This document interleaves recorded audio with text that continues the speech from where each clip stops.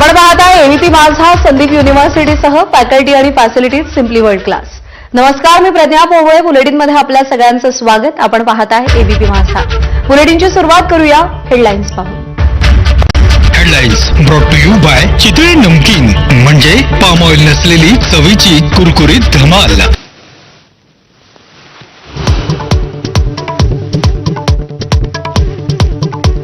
नाशिक विधान परिषद निवडणुकीतून भाजप बंडखोर गोकुळ गीते माघार घेण्याची शक्यता. मंत्री उदय सामंत, गिरीश महाजन चर्चा करणार.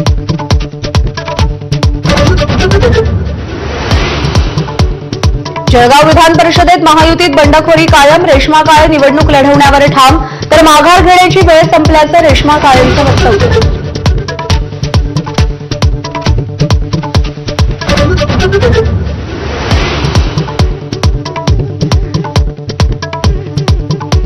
अमरावतीतले काँग्रेसचे उमेदवार हर्षजित देशमुख भाजपला मॅनेज झाल्याच्या चर्चेमुळे काँग्रेसची बैठक.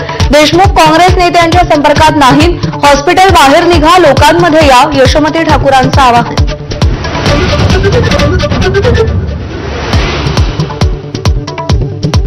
अभिजित दिपके आणि पंतप्रधान मोदींची अमेरिकेत भेट झाली आणि त्यानंतर तो भारतात आला. खासदार संजय राऊतांचा दावा. आरोप नाही, लोकांनी दिलेली माहिती, राऊतांचं वक्तव्य.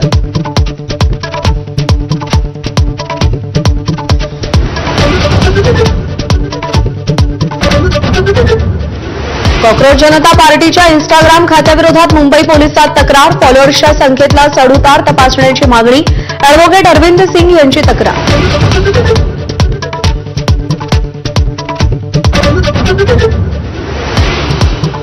लोकसभेच्या जागा 824 पर्यंत वाढवा. पंतप्रधानांच्या आर्थिक सल्लागार परिषदेची ही शिफारस. 2009 ते 24 दरम्यानच्या निवडणुकांचा अभ्यास करून अहवाल. राज्यात मोसमी पाऊस लांबण्याची चिन्ह. पाऊस पडण्यास आणखी 3 ते 4 दिवस लागणार. मान्सूनच्या वाटचालीवर एल निनोचा प्रभाव स्पष्ट. अमेरिका आणि इराणमध्ये आजही हल्ले प्रतिहल्ले सुरू. अमेरिकेकडून इराणच्या 5 शहरांवर 49 क्षेपणास्त्रांद्वारे हल्ले, तर इराणचा अमेरिकेच्या 18 हवाई तळांना लक्ष्य केल्याचा दावा.